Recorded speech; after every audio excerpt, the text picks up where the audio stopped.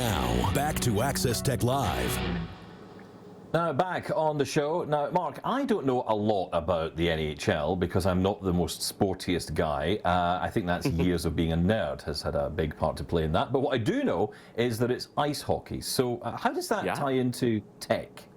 Well, there's a lot of ways that ice hockey ties into tech. Actually, there's so much tech that goes involved into putting on these games, whether it be the advertising, the in-game, all that fun stuff. But this year in particular, there's a really, really cool thing going on.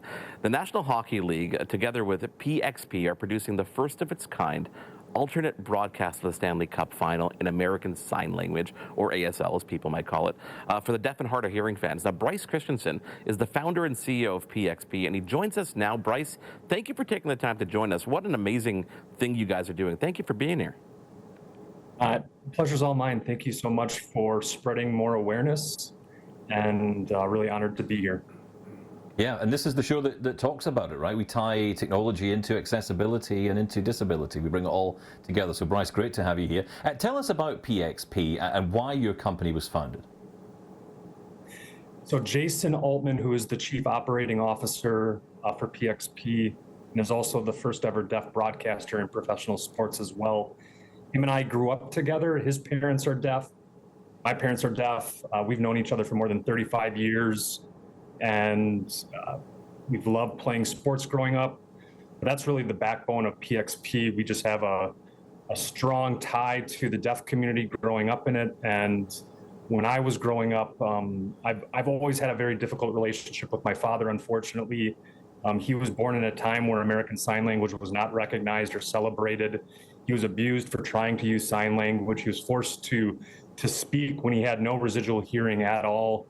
And instead of celebrating the uniqueness of humanity, he was tormented and embarrassed by the fact that he was deaf. So growing up, I saw a father who was not comfortable in his own skin and often would take it out on me. And so our struggles really sort of dissolved because of sports.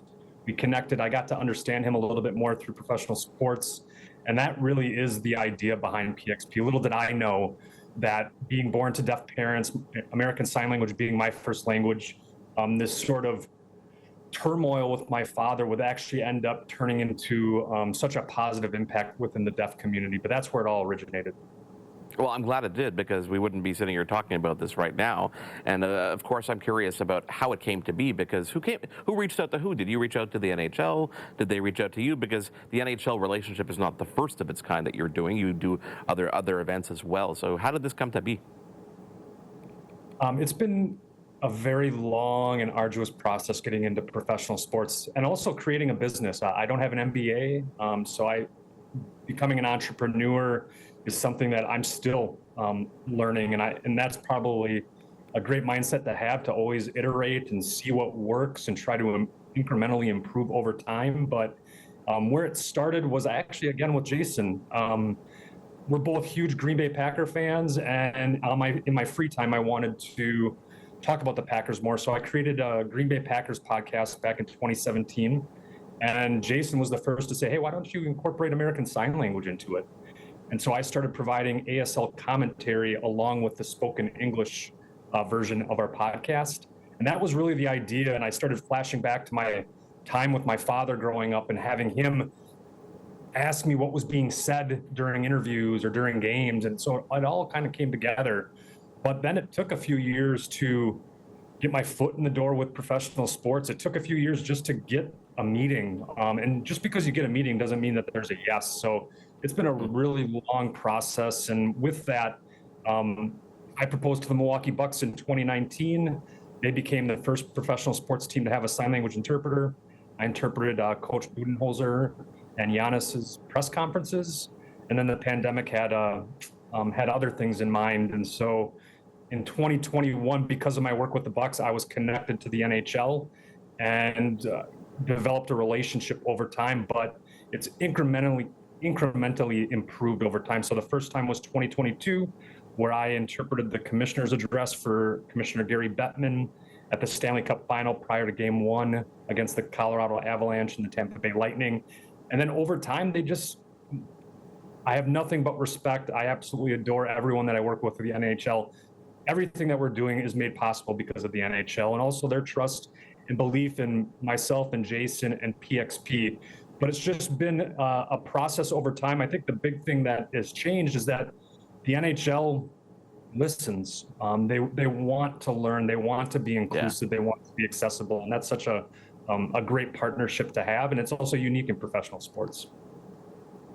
There's so much detail and action in hockey, and it moves so quickly. So, how do you approach this? How do you approach bringing sign language to this game? I think a healthy mindset is realizing that there is no blueprint. It's never been done before, and realizing that you can't please everyone, and knowing that we're going to give our best.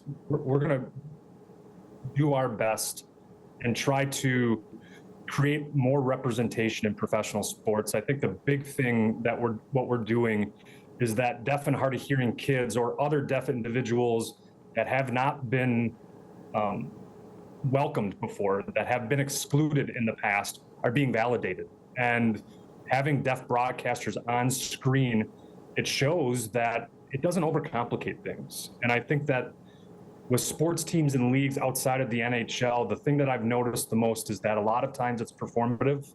That's another unique thing about the NHL, is that this is authentic. From top to bottom, this is authentic. They care, and it allows us to do great work too. I know the common phrase is, why not captions? And what you're telling deaf people is to read captions in their second language, and then they're also missing the game. So with this NHL and ASL, I know a lot of people are saying, how is it that people are supposed to watch sign language and then the game? I think a lot of people are underestimating what deaf people are capable of. And what they're doing is that they're able to they get to pick and choose.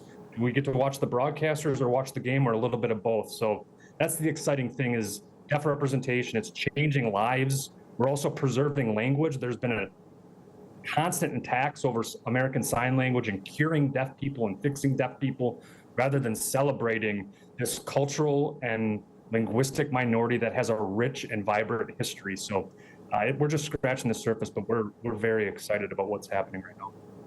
So now that you've got your first couple games under the belt, can you, number one, tell me what the feedback has been, but can you also describe a little bit about the visuals on the screen? Because we just played a little bit of B-roll here, and you've got this audience reaction meter, but you're taking advantage of technology in a very unique way about delivering something that is more than just even the sign language experience. You're seeing, the audience reaction, crowd cheering, et cetera, et cetera.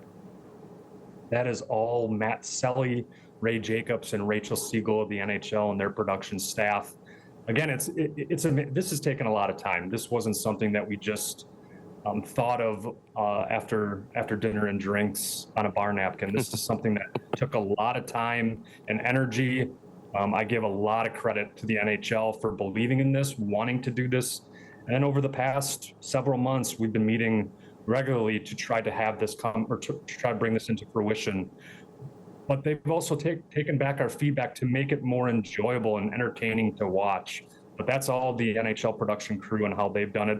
The feedback has been incredible. You're always apprehensive about trying something new and wondering what the feedback was. And in terms of, I just lost what your first question was. I'm sorry.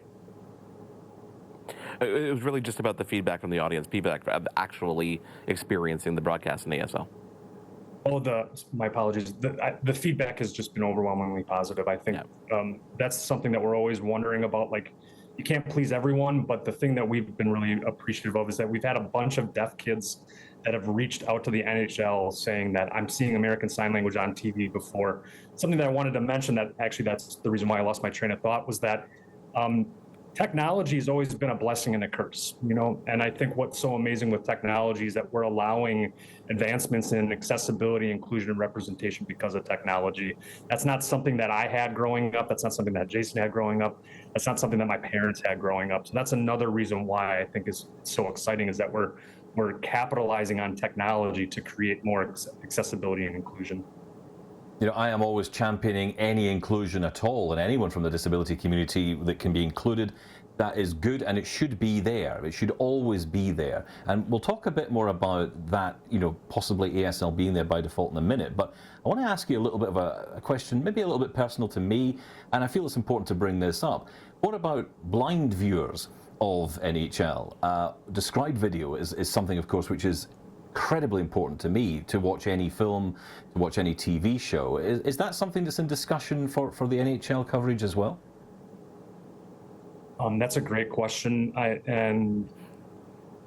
know that the NHL believes in accessibility and inclusion and representation, also diversity, equity, and inclusion. Our focus is the deaf and hard of hearing community, but that doesn't mean that we're not allies for other marginalized communities within the disability community. My hope is that professional sports teams see what we're doing and start to get more innovative, that more access equals more fans. So to your point, I think it's not only is it innovative, it's great business, but also it's for the right reasons. Yeah, and I just want to be clear on this. I'm asking that purely because I think it's important to mention. I do not want to take away from the fact that great work here is being done for the deaf community. So let's absolutely make that clear. Now, I mentioned earlier about ASL being there by default. Is that something that you think will happen? Do you hope that is what will happen for all future games and also other sports? Yeah, ideally. I mean, that's the creation of PXP, is really to provide more accessibility, inclusion, and representation in professional sports. Like I said, it has been a long, daunting journey, and this has been so refreshing and validating that we are on the right track. We've gotten a lot of no's, we've gotten nothing before, and what the NHL has shown is that they believe in this and they care about this, and that we also execute to the best of our ability. So we take this very seriously. We're focused on Game 3 tonight and the rest of the Stanley Cup Final. Excited to see what's in store moving forward, though. Yeah, the NHL always delivers an incredible experience, and this is just adding to that repertoire. So thank you for joining us. Good luck with Game 3 tonight in Edmonton. We look forward to the path that this is going, and we look forward to having you on again, Brice. This is a great story that you have created, and great to have you on. Thank you for having me and for sharing my story, and I look forward to talking to you more. Thanks, when Brice. we return here on Access Tech Live, AI, did I say it enough? We dive into some of our favorite announcements from WWDC, and not all of it happened on stage during the presentation. Stick around. There's more Access Tech Live to come. Get involved and have your say at Access Tech Live on social media. We'll be right back.